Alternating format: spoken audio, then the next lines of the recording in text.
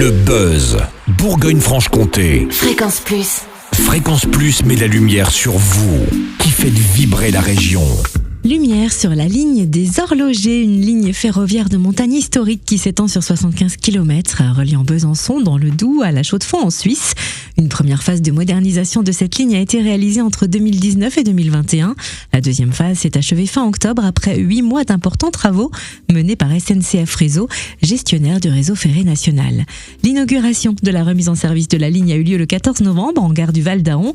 Charlie, notre reporter Fréquence Plus, a pris part au trajet inaugural. Il en a profité pour rencontrer Céline Fieux, responsable maîtrise d'ouvrage sur le projet de la ligne des Horlogers, et Anne Vigneault, maire de Besançon et présidente du Grand Besançon. Céline Fieux nous précise la nature des travaux. Ces travaux ont duré 8 mois, donc la ligne depuis le 3 mars et la ligne a réouvert le 31 octobre. Donc c'était une belle réussite avec après 8 mois de travaux. On a rénové 22 km de voies, plus d'une trentaine d'ouvrages.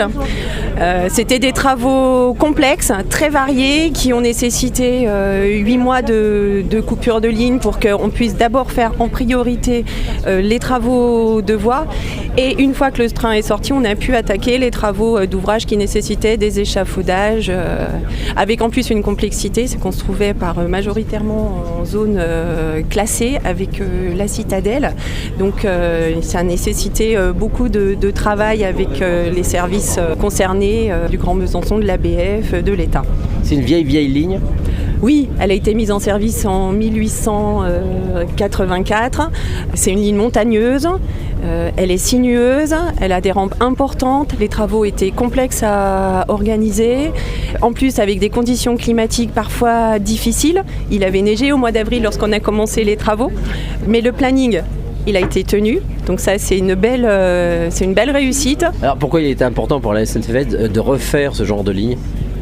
Alors c'est une ligne de desserte fine du territoire. Il y a beaucoup de voyageurs qui utilisent cette ligne pour aller de Besançon sur le plateau et inversement, et aussi pour la Suisse. C'est des lignes qui sont très importantes pour le territoire et pour la mobilité. On est très fiers de pouvoir contribuer à cette mobilité, et on investit beaucoup. Enfin, c'est l'État et la région qui, sur les lignes desserte fine du territoire, investissent beaucoup. Et la mobilité, c'est important pour SNCF Réseau. Alors ça a coûté combien ? 53,5 millions. C'est quand même pas mal. Ah, c'est pas mal, oui. C'est un très gros investissement. Sachant qu'on avait investi il y a 3 ans 55,5 millions pour la même organisation. Également 8 mois de coupure. Donc c'est plus de 110 millions d'euros de travaux qui ont été réalisés.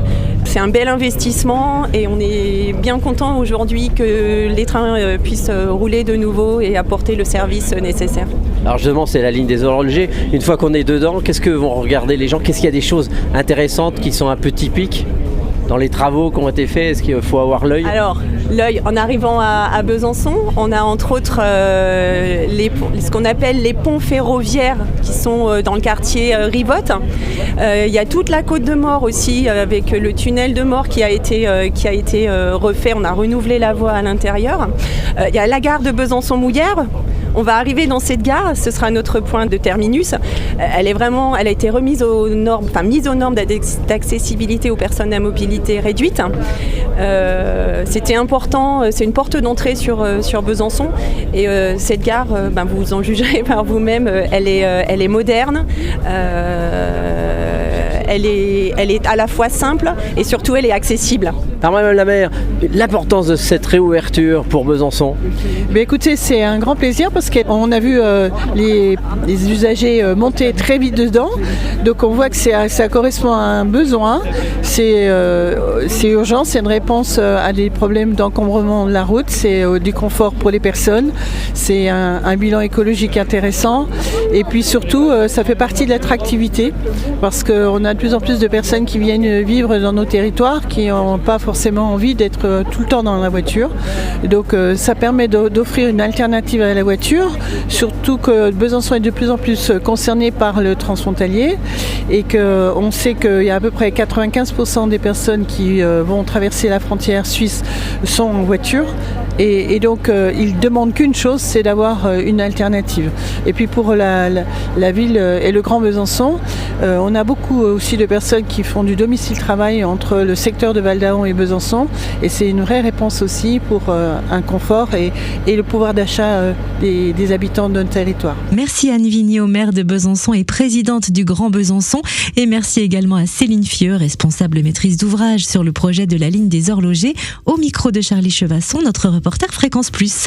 Et pour plus d'infos, rendez-vous sur le www.sncfreseau.com, ou pour réserver votre billet de train pour la ligne des horlogers, rendez-vous sur le www.ter.sncf.com. Fréquence Plus, replay. C'était le Buzz Bourgogne-Franche-Comté sur Fréquence Plus.